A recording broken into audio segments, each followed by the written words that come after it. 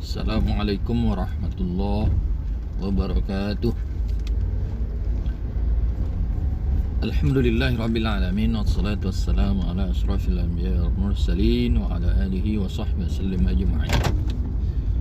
Para pendengar yang dirahmati Allah, dalam kesempatan ini saya akan bicara tentang filsafat Islam. Banyak sekali pertanyaan yang muncul di kalangan umat Islam. Apakah memang ada filsafat Islam itu? Yang pertama. Yang kedua, apakah memang boleh belajar filsafat dalam Islam? Baik, sekarang kita coba bahas satu persatu antara filsafat dengan Islam. Secara ekstensial, ya, secara wujud nyatanya, sesungguhnya filsafat dan Islam itu dua hal yang berbeda. Kalau filsafat adalah obsesi orang untuk mencari kebenaran, tapi hanya dengan menggunakan akal murni. Ini pada awalnya. Jadi berfilsafat itu artinya adalah mengelola akal dalam memahami sesuatu secara benar, sehingga kebenaran dalam level akal itu ditemukan. Makanya hasil filsafat itu dia logis, dia menyeluruh, dia sistematis, dan dia tidak bermain di kulit tapi radik sampai ke akar. Nah, ini filsafat. Sementara Islam adalah wahyu Allah yang turun. Saya kira udah paham lah kita itu. Wahyu Allah yang diturunkan lewat malaikat Jibril yang disampaikan kepada Nabi besar Muhammad SAW. Tentu wahyu itu adalah kalamullah. Adanya wahyu tidak ada andil akal di situ. Sama sekali tidak ada. Makanya saya bilang filsafat itu sangat jauh berbeda dengan Islam. Filsafat itu adalah pengelolaan akal. Islam itu adalah wahyu Allah, kalamullah. Maka filsafat berdiri sendiri, Islam berdiri sendiri. Nah, sekarang pertanyaannya, apakah filsafat tidak bisa berhubungan dengan Islam? Atau sebaliknya, apakah Islam tidak ada kaitannya dengan filsafat? Sehingga nanti bisa kita jawab, apakah ada filsafat di dalam Islam? Atau apakah boleh belajar filsafat di dalam Islam? Nah, sekarang mari kita membuka pikiran di mana hubungan antara filsafat dengan Islam. Di sini nanti baru kita bisa melihat bahwa ada eksistensi filsafat Islam. Betul tadi filsafat itu adalah akal, sementara Islam itu adalah wahyu.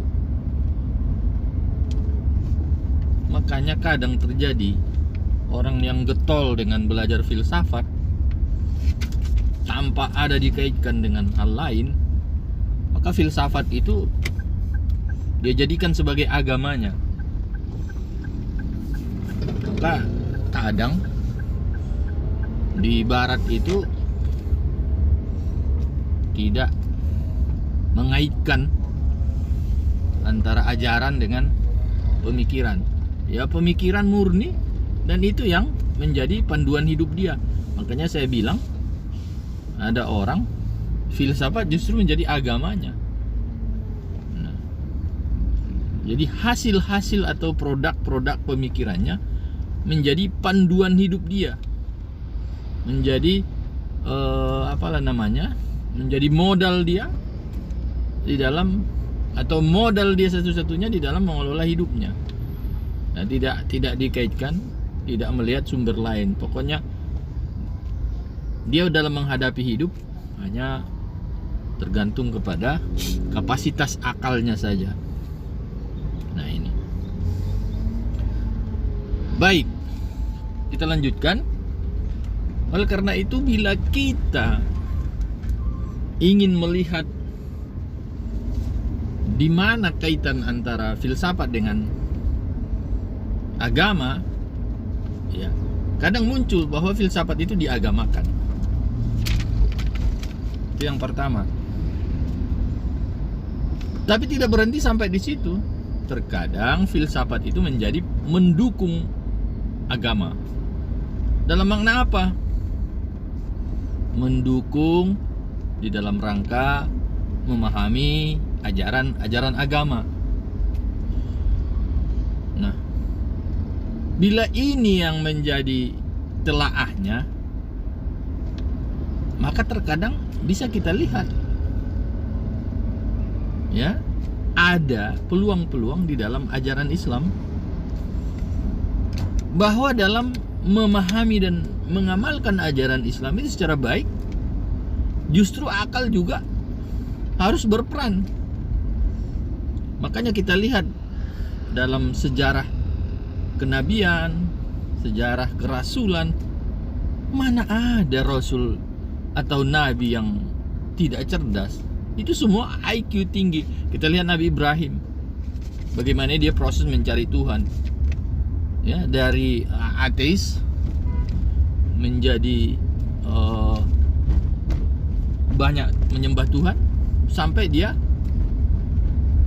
menjadi monoteis, menjadi beragama tauhid, mengesahkan Allah.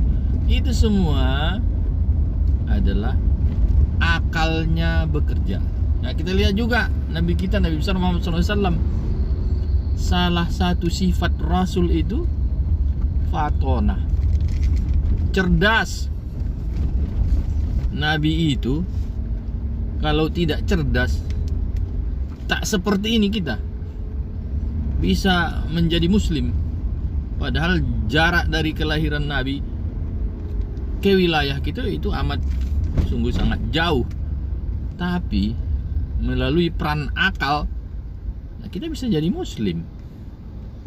Nah, ini dia. Nah, oleh karena itu, filsafat di dalam memahami ajaran agama butuh akal. Akal yang bagaimana? Akal yang cerdas, akal yang kritis, akal yang bersifat radikal, akal yang bersifat bisa melompat jauh, memprediksi jauh, memaknai jauh. Nah, ini filsafat.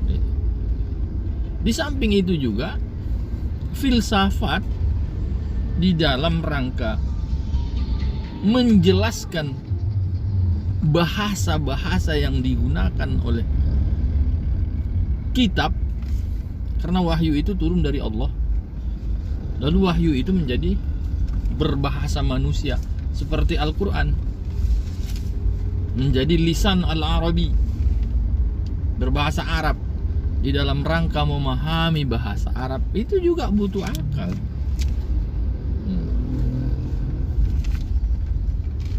Dan tidak berhenti sampai di situ.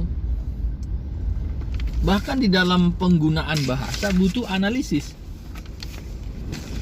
Analisis kebahasaan. Di sini juga berperan akal, berperan kecerdasan, berperan filsafat. Nah, kalau begitu cara pandangnya, kita bisa melihat bahwa filsafat itu menjadi alat di dalam rangka memahami agama. Oleh karena itu bisa kita sebut bahwa filsafat bisa membantu menemukan pemahaman. Kita melihat lagi secara luas dalam rangka mengenal siapa Allah. Betul, Allah udah menyampaikan di dalam Al-Quran dan hadis, dia itu memiliki nama, asma, memiliki sifat. Maka ada sejumlah asmaul husna, ada sifat-sifat Allah. Nah, ini dipahami tentu dengan bantuan akal yang dikelola secara baik, filsafat. Oleh karena itu, filsafat itu bersifat membantu, menjadi alat mengenal Allah. Bagaimana kita bisa mengenal Allah? Ya, mengenal ciptaan-ciptaan Allah. Bagaimana bisa mengenal ciptaan Allah? Ya, akal, rasio. Dalam dunia ilmiah ada rasionalisme. Rasionalisme itu kan menggunakan akal, bukan yang lain. Nah, ini. Dan yang tak kalah pentingnya, mengembangkan pemahaman. Atau setelah akal atau filsafat membantu memahami teks melalui analisis kebahasaan, nanti muncul lagi konteks. Kita ketahui Rasulullah itu kan sudah jauh dan lama sekali wafat. Para sahabat juga kan begitu. Yang muncul itu para ulama. Ulama itu pasti merujuk kepada Al-Quran dan hadis. Tapi di masyarakat kan terjadi perkembangan, terjadi dinamika sosial. Nah, oleh karena itu perlu ada kontekstualisasi ajaran. Bagaimana ketika orang, umpamanya muncul pertanyaannya, bagaimana nikah melalui online? Nah, ini perlu dibahas. Di zaman Rasul, di zaman sahabat, di zaman fuqaha, Syafi'i, Hanafi, Maliki, Hambali kan nggak ada yang sistem online. Lalu bagaimana kalau dilakukan nikah secara online? Ini kan perlu jawaban, boleh atau tidak? Ini kontekstualisasi ajaran. Nah, di sini butuh filsafat. Maka di dalam pengembangan Islam yang wahyu tadi sumbernya menjadi disiplin pengetahuan, ya seperti akidah, seperti fikih, akhlak, tasawuf. Ini butuh kontekstualisasi. Ketika terjadi kontekstualisasi, pasti akal atau filsafat yang berperan. Nah, disinilah maka wujud dari filsafat Islam itu ditemukan dalam makna adanya pengelolaan akal, adanya pemungsian akal di dalam rangka memahami dan mengamalkan ajaran Islam. Nah, sesungguhnya filsafat Islam itu tidak jauh dari keperluan dan kepentingan memahami ajaran Islam dan bagaimana membreakdown ajaran Islam menjadi pengamalan yang praktis. Ini butuh ijtihad, butuh diskusi panjang dengan menggunakan akal yang cerdas, akal yang dikelola secara baik. Tentu pengelolaan akal secara baik itu ditemukan di dalam dunia filsafat. Oleh karena itu, pertanyaan apakah belajar filsafat boleh di dalam ajaran Islam? Sepanjang filsafat itu digunakan sebagai alat untuk memahami teks-teks ajaran, siapa bisa melarang? Bahkan tanpa akal bagaimana kita bisa beragama secara baik? Disinilah posisi daripada filsafat. Jadi filsafat di sini adalah pemanfaatan analisis berpikir yang bersifat filosofis terhadap memahami ajaran-ajaran Islam serta bagaimana untuk mengamalkan ajaran Islam dalam tataran praktis sehingga sesuai dengan ajaran Al-Quran dan Sunnah Rasulullah Sallallahu Alaihi Wasallam. Saya kira ini ya yang menjadi pegangan bagi kita bila kita memang mempertanyakan apakah wujud dari filsafat Islam itu ada, atau apakah memang belajar filsafat Islam itu atau belajar filsafat itu di dalam dunia Islam diperbolehkan. Ini saya kira panduannya, jangan keluar dari prinsip dasar ini. Jadi filsafat di sini adalah tidak lebih untuk mengelola akal supaya lebih tajam, supaya lebih kritis, analisis, dan berbagai macam pemungsian akal untuk menguak ajaran, untuk bisa lebih praktis pengamalan ajaran agama Islam. Saya kira ini mudah-mudahan bermanfaat, khususnya kepada mahasiswa saya yang sedang belajar filsafat Islam.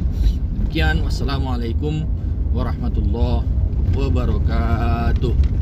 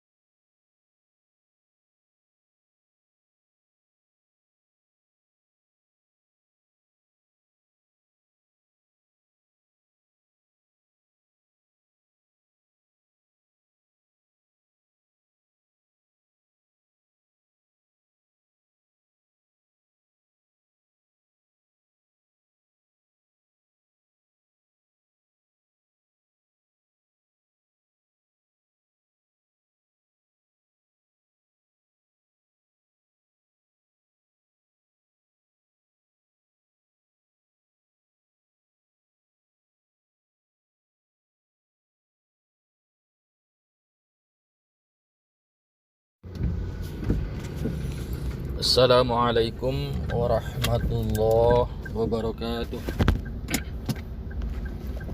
Alhamdulillahi rabbil alamin. Wahdahu wassalatu wassalamu ala asyrafil anbiya'i wal mursalin wa ala alihi wa sahbihi wasallim ajma'in. Para pendengar yang dirahmati Allah,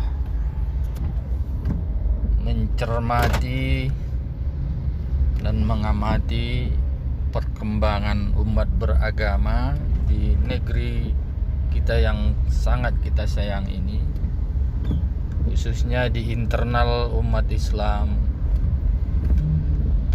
kita sangat khawatir dan banyak menyayangkan munculnya berbagai fenomena yang menjurus kepada menunjukkan adanya dilema, yakni tentang retaknya ukhuwah. Kita harus jujur dan bersedia mengakui sebagai umat Islam bahwa di internal kehidupan kita sebagai umat Islam saat ini sedang diterpa ujian. Apa itu ujiannya? Pecahnya ukhuwah Islamiyah. Nah, bila ini memang kita akui, kita perlu telusuri apa sesungguhnya penyebabnya. Dari berbagai analisis, dari berbagai pantauan, dan juga menelusuri berbagai pendapat para ahli, utamanya para akademisi, bahwa penyebab terpecahnya ukhuwah Islamiyah itu adalah terlalu jauh diseret agama kepada kepentingan yang bersifat pragmatis dan juga bersifat pribadi, kelompok, dan juga kepentingan praktis lainnya, sehingga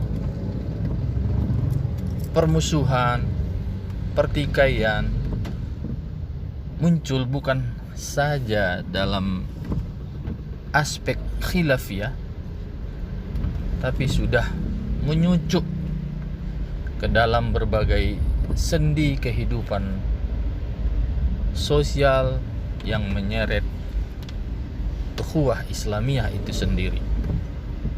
Nah, kali ini saya ingin memberi sebuah pemahaman bahwa sesungguhnya akar dari persoalan retaknya ukhuwah itu tidak lain adalah menipisnya pemahaman kita terhadap ajaran Islam itu sendiri. Kenapa saya katakan demikian? Saya teringat ketika masih belajar di pondok dulu, bahwa ada seorang ustadz saya, beliau mengatakan, la dina liman la a'lalah. Tidak ada kehidupan beragama yang baik dan yang mantap ketika dalam proses beragama itu tidak berperan akal cerdas. Ini dapat saya maknai bahwa sesungguhnya kita yang beragama ini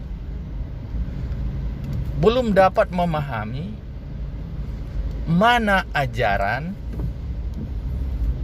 mana tuntunan yang muncul dari wahyu dan al-hadis, mana pemahaman para faqih atau fuqaha, atau hasil ijtihad para ulama, dan mana wilayah pengamalan sikap keseharian dan malah budaya yang muncul dari pengamalan atau aktualisasi ajaran agama itu sendiri.